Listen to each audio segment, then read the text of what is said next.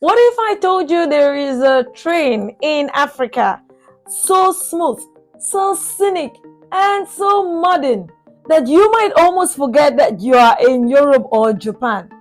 Oh, I'm talking about Kenya's SGR train. It connects from the bustling Nairobi city to the extreme beautiful beaches of Mombasa.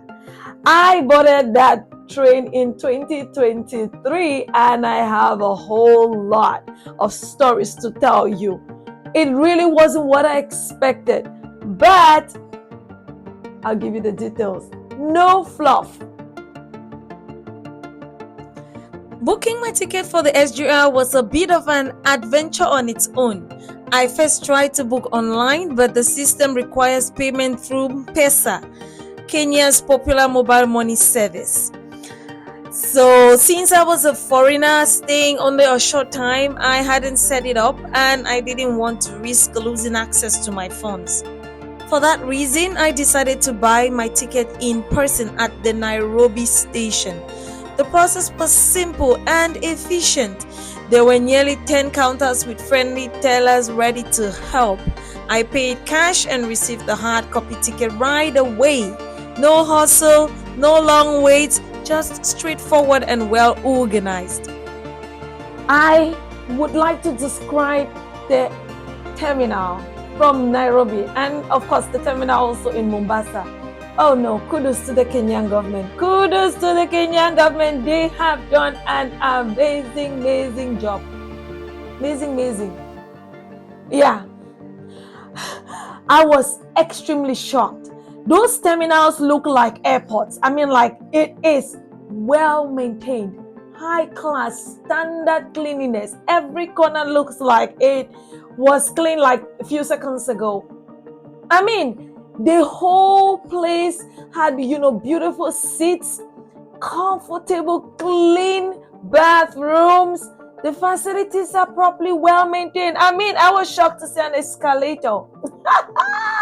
My Kenyan people, well done. No, that one, your government has done a good job.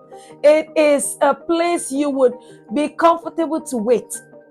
I mean, like, it doesn't feel like you're in a hurry to go because, of course, that's comparatively to other countries. How can I complete the whole journey without telling you the inside view? I mean, the train, one, respects time. Okay, so there's no African time in this case. That's not a stereotype. It's just a reality. This train respects time. At 1 o'clock, it says it will leave. It leaves at 1 o'clock. That was the first shock for me. The second one is inside the train. Everybody is supposed to use the seats that were assigned to them. That was really awesome. And then, because I watched a few videos recently, I heard there's an upgrade. But then the first class seats were, I would say, fairly clean. They weren't just, old, broken. No. It was really modern to some extent. I felt a little comfortable sitting and just, admiring the wildlife and the beautiful nature through the windows. One thing I have to add here is there wasn't any lunch. Why do I always say this? Because come on, it's I don't know if it's an assumption with the airline kind of style where when you book you need to have something to chew, a little chewables. There were no chewables. So during the trip, we just had some, I don't know if they work for the company or they are in different people who came by, around, and they were asking if you want that, if you want these chips, snacks, food. In fact, they were selling British breakfast. Some of us native were really willing to try, and we tried. And the taste was, all right, I'm not insulting you British people, but I was completely surprised. Maybe, of course, it's Kenyan British breakfast, if that makes any sense or difference. So yeah, you can absolutely order breakfast in the train and they'll make it and bring it to you. So if you're not hungry, it's an option, but I would recommend you eat before. For us, we were in a hurry, so we didn't have enough time to eat. And we ate, in the train. It is a very long trip with a couple of stops along the way for some people going out and others coming in. But I would say that it was fairly comfortable. I was able to sleep for some time, and the noise in the train wasn't that loud. So it's a worthwhile experience. The ride was absolutely awesome. I cannot even pretend about it. I honestly loved it. I even got to a point I was so relaxed and I dozed off. I was not even able to see the beautiful wild animals around, like many vloggers have mentioned the safari on the train, but I still feel like this is a journey I would take one more time and many more times. And I even hear now with the upgrade, I'm really curious to go back again one more time. I have to really add this last final point.